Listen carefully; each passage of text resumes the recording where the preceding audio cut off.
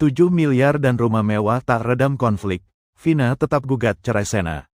Sidang lanjutan perkara dugaan kekerasan dalam rumah tangga, KDRT, dengan terdakwa Vina Natalia Wimpi Wijoyo kembali digelar di Pengadilan Negeri, PN, Surabaya, Rabu, tanggal 10 September tahun 2025. Perkara ini bermula dari laporan sang suami, Sena Sanjaya Tanatakusuma, yang menuding istrinya melakukan kekerasan psikis.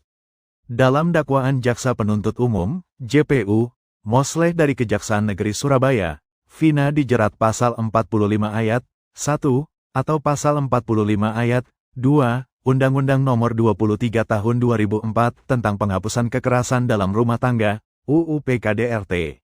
Dakwaan menyebut perbuatan Vina menimbulkan tekanan batin yang dialami Sena sepanjang Desember tahun 2023 hingga September tahun 2024.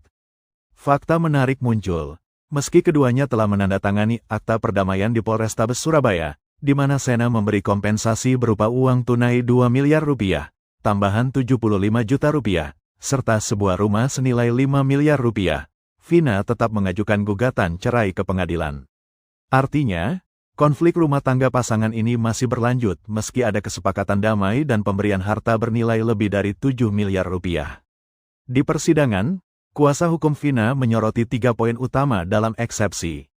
Dakwaan cacat formil, karena terdapat kerancuan dalam penentuan waktu kejadian, tempus delicti, yang ditulis JPU antara tanggal 15 Desember tahun 2023 hingga tanggal 18 September tahun 2024.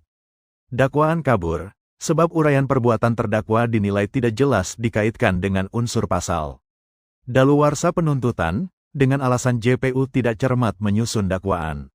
Selain itu, tim kuasa hukum juga menegaskan perkara ini seharusnya masuk ranah perdata, bukan pidana.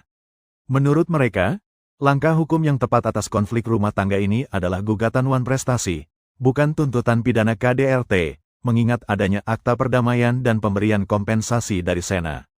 Kuasa hukum juga menyinggung soal Semano 5 tahun 2021, yang mengatur sidang tertutup untuk perkara KDRT hanya berlaku jika mengandung unsur kekerasan seksual atau melibatkan anak.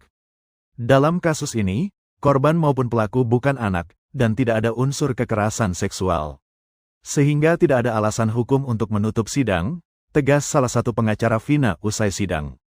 Menanggapi eksepsi, JPU menyatakan bahwa surat dakwaan telah memenuhi syarat formil maupun material sebagaimana diatur pasal 143 ayat 2 KUHP. Identitas terdakwa, waktu pembuatan dakwaan, dan uraian tindak pidana dinilai telah jelas dan lengkap.